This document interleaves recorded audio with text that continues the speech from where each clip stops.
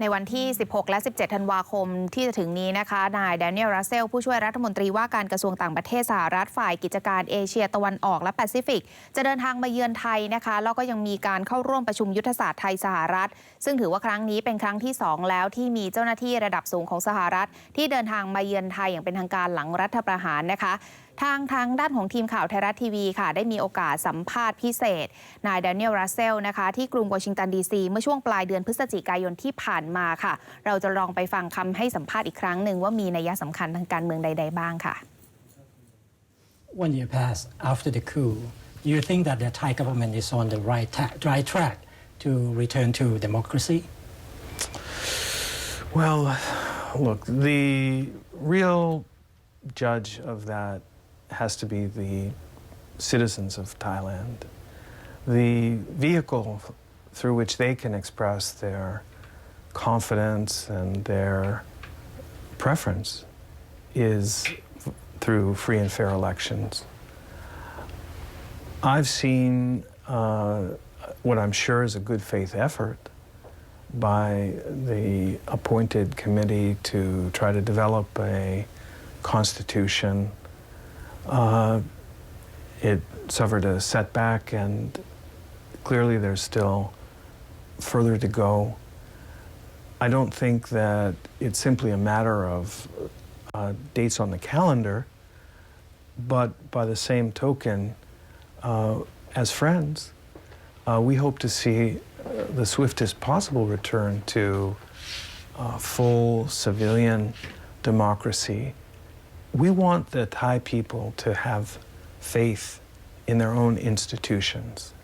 That's critical to stability and, I believe, to growth within your country. And the longer that it takes to reach a constitution that the public will endorse, the longer that it takes to conduct an election that the international community and your own citizens can have faith in, the greater the strain and the greater the risk to Thailand's future.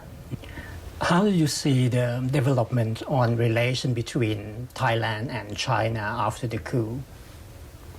Well, look, China is a communist country, and not only does that mean that they won't shed any tears over a setback to democracy, but it also means that they'll be quick to try to take at least a tactical advantage of the fact that the coup represented a setback to Thailand's relations with virtually all of its other neighbors, friends, and partners.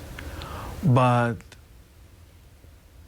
does that make China a better friend to Thailand? You'll have to make that judgment. That said, good relations between China and Thailand serve everyone's interest. I am confident that at the end of the day, the true strength of the U.S.-Thai partnership, which has been tested by time, tested by war. After the coup, some of the Thai public see the U.S. embassy in Thailand is taking on the other side. How will you do to correct the image of the U.S. mission in Thailand? It is an accusation that deeply troubled me and that I rejected. The U.S. strategy and the operation of the embassy has always been very even-handed because we don't want to see two Thailands. We don't want to see half a Thailand. We don't want to see one group prevail and another group suffer.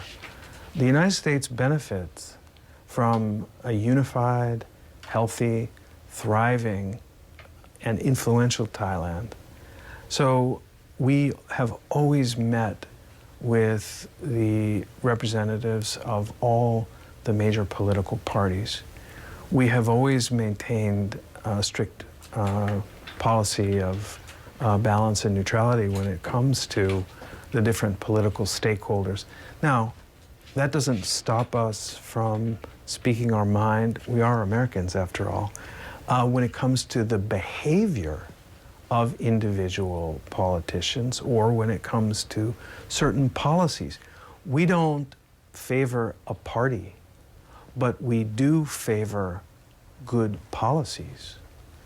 That said, it's simply wrong to think that the embassy or the United States government sided with one political actor or one political party against another. After the coup, the annual military exercise corporate goal has been scaled down a bit. Will we see in the near future that it's going to return to the fully exercise, including like combating exercise very soon? Well, we will hold the Cobra Gold exercise again in 2016, and that's another of the many indicators of how seriously we take our alliance, how much importance we put on security cooperation with Thailand. Now, the exercise is designed jointly by the U.S. and the Royal Thai Army. We bring participation in from around the region.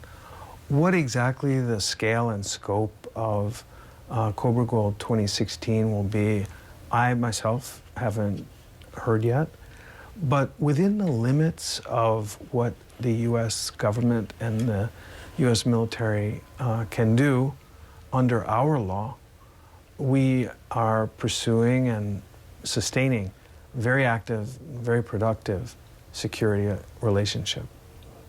Tip report also become the main focus among the Thai public and the Thai government also. Right. And I think that the Thai government worked very hard to be removed from the tier 3. Yes.